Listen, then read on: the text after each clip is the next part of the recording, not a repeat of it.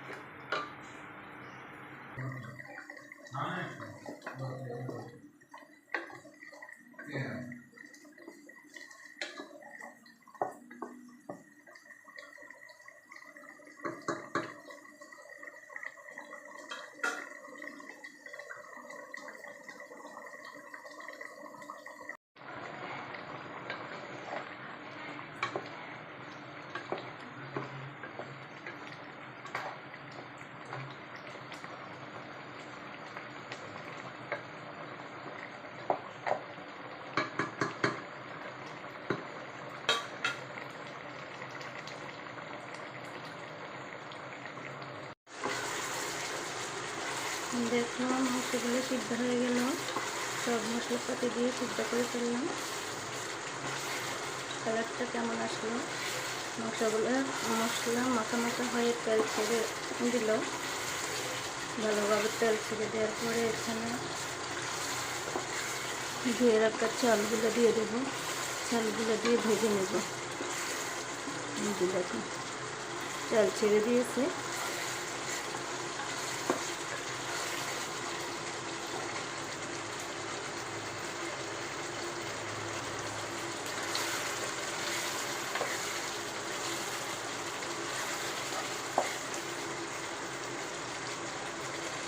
তার মধ্যে দিয়ে দিচ্ছি আগে থেকে ধুয়ে রাখা চাল।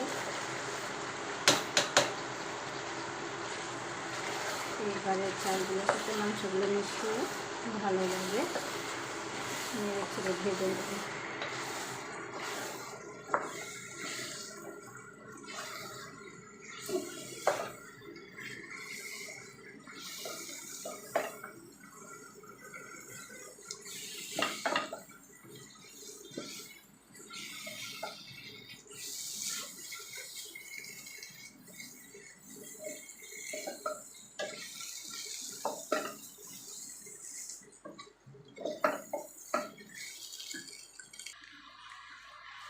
দেখো, চালগুলো ভালোভাবে ভাজা হয়ে গেছে।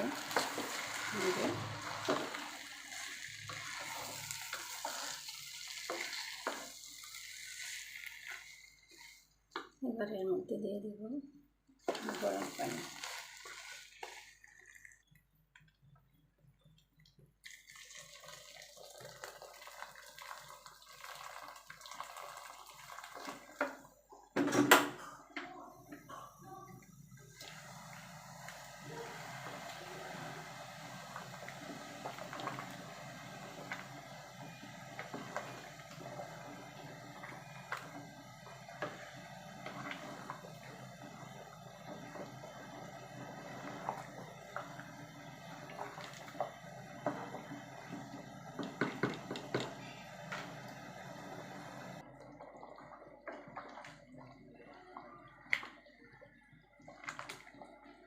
দেখো, মাঝে করে আমি একবার লেড়ে দিচ্ছি।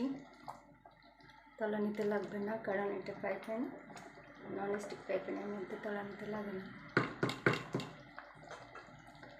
এবার ডেকে দিচ্ছি।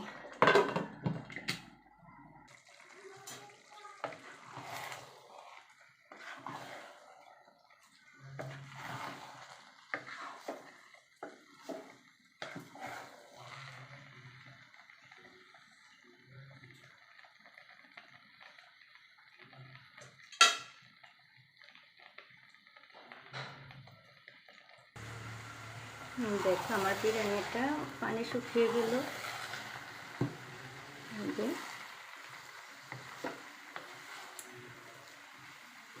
এবার দমে রাখতে হবে 10 মিনিট। দমে রাখার পর বাকিটা সিদ্ধ হয়ে যাবে। দমে রাখার পর আমি ফিরে আসতেছি তোমাদেরকে দেখানোর জন্য। সে পর্যন্ত অপেক্ষা করো।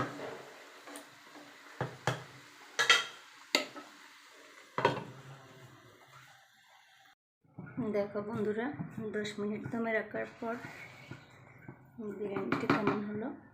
পারফেক্ট রান্না শেষ হয়ে গেল। এই যে কালারটা কেমন হয়েছে দেখো। আমার বিরিয়ানি রান্না কেমন হয়েছে সবাই কমেন্ট বক্সে জানাবে। কার কার পছন্দ, আমাদের এভাবে পছন্দ, তাই এভাবে রান্না করি। কার কাছে কেমন লেগেছে সবাই কমেন্ট বক্সে জানাবেন। সেই পর্যন্ত ভালো থেকো, সুস্থ থেকো। আল্লাহ হাফেজ। আসসালামু আলাইকুম।